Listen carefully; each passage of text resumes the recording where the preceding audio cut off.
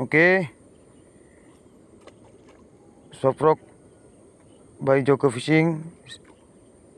Untuk kegunaan sendiri, kita test action dia.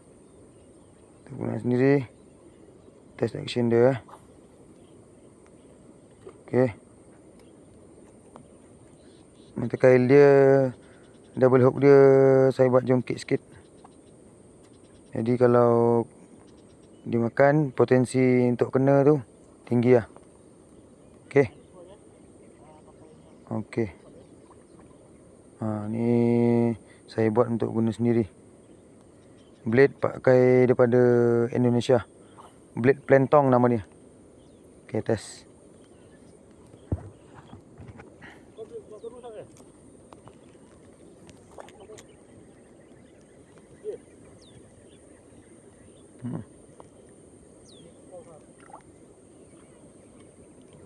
Ha?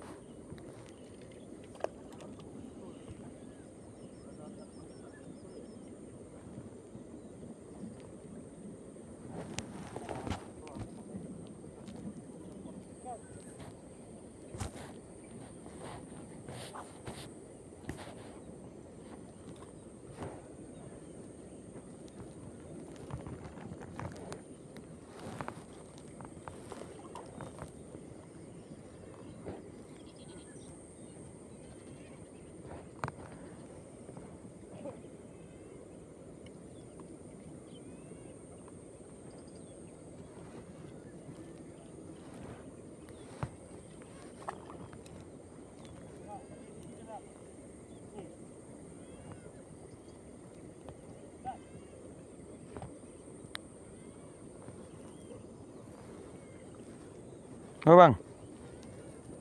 Apa bang?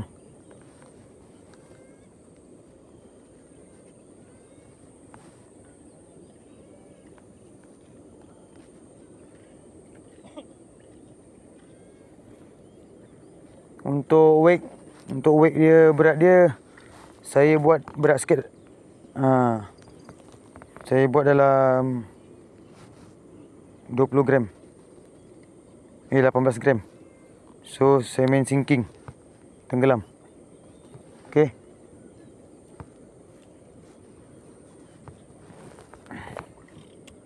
Ya, ini yang baik. Jap.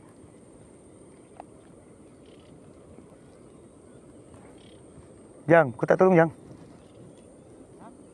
Kau tak tolong aku ya? Saya main sinking. Lupa bersama dengan kita ke sinking lagi. Di sini ada.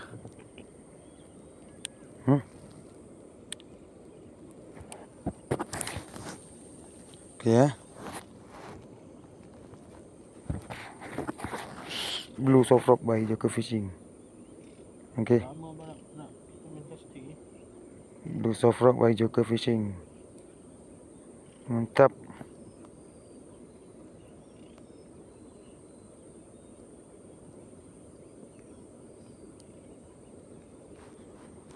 Bang.